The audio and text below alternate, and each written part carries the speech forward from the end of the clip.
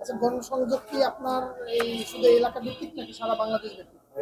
আসলে আমরা গণসংযোগ টোটাল বাংলাদেশে আমাদের কেন্দ্রীয় সংগঠন কর্তৃক ঘোষিত 15 তারিখ থেকে 25 তারিখ পর্যন্ত আমাদের এই গণসংযোগ চলবে সারা বাংলাদেশে, এটা অব্যাহত আছে।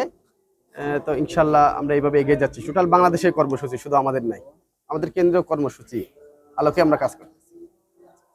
তো এটা গণসংযোগের মূল কারণটা কি যদি বলতেন?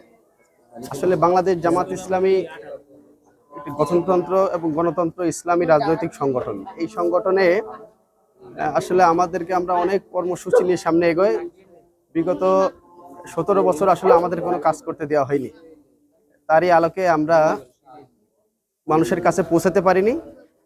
এখন এই মুহূর্তে সারা বাংলাদেশের সকল মানুষের কাছে আমরা পৌঁছে যাচ্ছি এইভাবে দাওয়াতি কাজের মাধ্যমে।